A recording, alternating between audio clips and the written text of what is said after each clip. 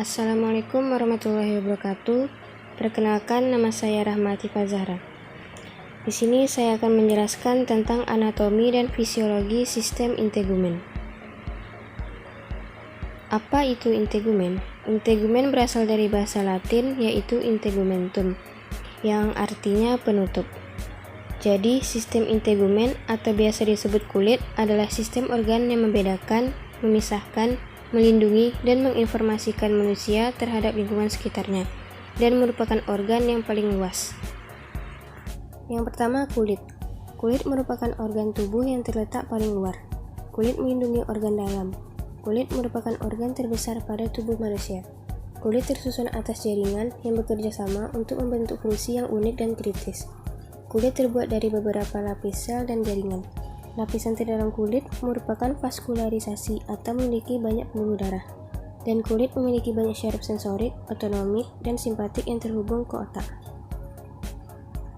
Fungsi kulit: pertama, sebagai alat proteksi, kedua sebagai alat ekskresi, ketiga sebagai indera praba, keempat sebagai pengatur suhu tubuh manusia, kelima sebagai pembentuk pigmen, keenam sebagai media penyambung tulang dan otot, ketujuh sebagai pelindung tulang dan otot. Struktur kulit. Kulit tersusun atas 3 lapisan utama. Yang pertama epidermis, kedua dermis, dan ketiga hipodermis. Pertama, epidermis. Epidermis terbentuk dari jaringan squamous epitel berlapis atau keratinosit. Terbentuk dari 4-5 lapis sel epitel, tergantung dari letaknya di tubuh. Memberi kekuatan pada kulit. Ketebalannya bervariasi, rata-rata 0,1 mm. Tidak mengandung vaskular atau avaskular, dan tidak memiliki kapiler. Nutrisi epidermis berasal dari lapisan dermis di bawahnya. Epidermis memiliki 4 lapisan. Yang pertama, stratum corneum, kedua granular cell layer, ketiga spinous layer, dan keempat basal layer. Dermis. Dermis merupakan inti dari sistem integumen. Terbentuk dari kolagen, serat elastis, makrofag, dan sel lemak. Terdiri dari pembuluh darah, saraf, folikel rambut, dan kelenjar keringat. Terbentuk dari 2 lapis jaringan ikat yang menghubungkan serat elastin dan kolagen yang dibentuk oleh fibroblast. Terdiri dari lapisan papilari dan retikular. Keduanya terbuat dari jaringan ikat dan serat kolagen. Derma papillae merupakan bagian dari lapisan papilari. Serat rapat kolagen di bawahnya merupakan bagian dari lapisan retikular. Dermis memiliki 2 lapisan. Yang pertama, lapisan papilla, terdiri dari serat kolagen halus, elastin, dan retikulin yang tersusun membentuk jaringan halus yang terdapat di bawah epidermis. Lapisan ini berperan penting dalam peremajaan dan penggandaan unsur-unsur kulit. 2 lapisan retikulosa. Lapisan ini mengandung jaringan pengikat rapat dan serat kolagen, sedikit serat retikulin, dan banyak serat elastin. Dalam lapisan ini ditemukan sel-sel fibrosa, sel histiosit, pembuluh darah, kelenjar keringat, sel lemak, dan otot penegak rambut. 3. Jaringan kutaneus atau hipodermis. Lapisan yang terdapat langsung di bawah dermis, menghubungkan kulit dengan jaringan serat pada tulang dan otot. Terdiri dari pembuluh darah, jaringan ikat, dan adiposa yang berfungsi untuk menyimpan lemak. Terdapat banyak sel darah putih yang dapat menghancurkan patogen yang masuk ke kulit yang luka. Fungsinya yang paling penting yaitu untuk menyimpan energi. Kelebihan energi berubah menjadi trigliserida dan disimpan sebagai energi ketika asupan makanan menurun. Tipe kulit ada 2. Pertama, kulit tipis, terdiri dari 4 lapis, menutupi hampir seluruh tubuh epidermis tipis, 1-1,5 mm. Tidak mengandung stratum lucidum. Memiliki sedikit kelenjar keringat dan reseptor sensori. Kedua, kulit tebal, terdiri dari 5 lapis, hanya ada di telapak tangan dan kaki. Epidermis tebal 0,6-4,5 mm dengan tebal stratum lucidum dan stratum corneum. sedikit folikel rambut, dan kelenjar sebaceous. Kelenjar kulit. 1. Kelenjar minyak. Terdapat hampir di semua permukaan kulit, kecuali di daerah-daerah yang tidak berambut, seperti telapak tangan dan telapak kaki. Saluran kelenjar minyak biasanya bermuara pada bagian atas folikel rambut. 2. Kelenjar keringat. Merupakan kelenjar eksorin yang ekskresinya dikeluarkan melalui pori-pori yang tersebar luas di seluruh permukaan kulit. Kelenjar keringat dibedakan menjadi dua macam berdasarkan sekresinya, yaitu 1. Kelenjar ekrin, tersebar di seluruh permukaan tubuh, memproduksi keringat jernih yang terutama mengandung air, NaCl dan urea. 2. Kelenjar apokrin, dijumpai pada ketiak dan daerah genital. Rambut. Rambut merupakan filamen berkeratin yang tumbuh dari epidermis, terbuat dari sel mati yang mengalami keratinisasi. Helai rambut berasal dari penetrasi epidermis ke dermis yang disebut dengan folikel rambut. Batang rambut sebagian besar bersentuhan langsung dengan permukaan kulit. Ujung rambut yang terdapat di bawah kulit disebut dengan akar rambut. Akar rambut tertanam pada dermis pada umbi rambut, dan terdapat sebuah lapisan mitosis dari sel basal yaitu matriks rambut. Umbi rambut mengelilingi papila rambut yang terbuat dari jaringan ikat dan mengandung kapila darah dan ujung saraf dari dermis. Pertumbuhan rambut. Dalam proses pertumbuhan rambut terdapat 3 fase. Yang pertama, fase anagen, di mana sel membelah dengan cepat pada akar rambut, mendorong batang rambut ke atas dan keluar. Panjang fase ini diukur dalam tahun, biasanya 2 hingga 7 tahun. 2. Fase catagen, hanya berlangsung 2 hingga 3 minggu dan menandai transisi dari pertumbuhan aktif folikel rambut. 3. Fase telogen, folikel rambut diam dan tidak ada pertumbuhan baru terjadi. Pada akhir fase ini, yang berlangsung sekitar 2 hingga 4 bulan, fase anagen lain dimulai.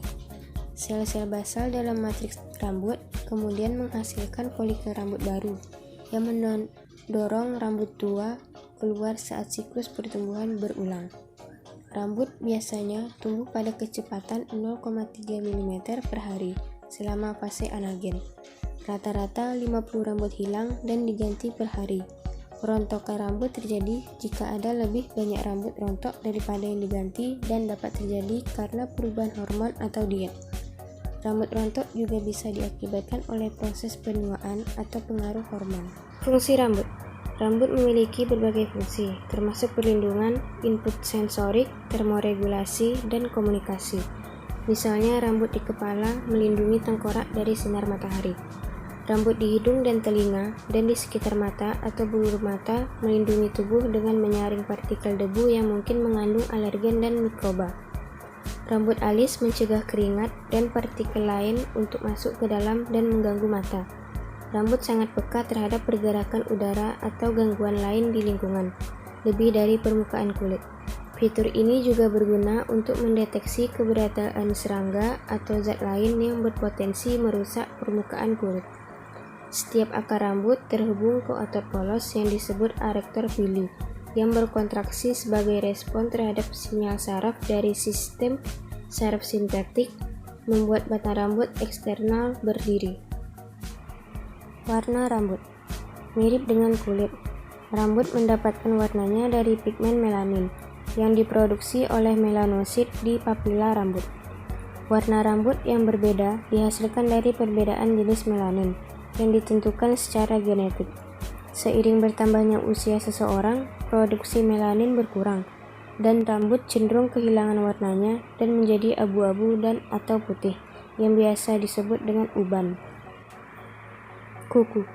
Kuku adalah struktur khusus epidermis yang ditemukan di ujung jari tangan dan kaki, tersusun atas keratinosit mati yang padat. Tubuh kuku terbentuk pada dasar kuku dan melindungi ujung jari tangan dan kaki kita karena merupakan ujung terjauh dan bagian-bagian tubuh yang mengalami tekanan mekanis maksimum. Kuku tumbuh 1 mm per minggu, lebih cepat pada cuaca panas dan pada kuku yang sering dipakai. Epidermis di bagian tubuh telah mengembangkan struktur khusus tempat kuku dapat terbentuk. Tubuh kuku terbentuk di akar kuku, yang memiliki matriks sel-sel yang berkembang biak dari stratum basal yang memungkinkan kuku tumbuh terus-menerus. Lipatan kuku yang memenuhi ujung proksimal tubuh kuku membentuk kutikula kuku, juga disebut eponychium. Kuku kaya akan pembuluh darah, membuatnya tampak merah muda, kecuali di pangkalan, di mana lapisan epitel tebal di atas matriks kuku membentuk daerah berbentuk bulan sabit yang disebut lunula atau bulan kecil. Daerah di bawah tepi bebas kuku, paling jauh dari kutikula, disebut hyponychium, terdiri dari lapisan stratum corneum yang menebal.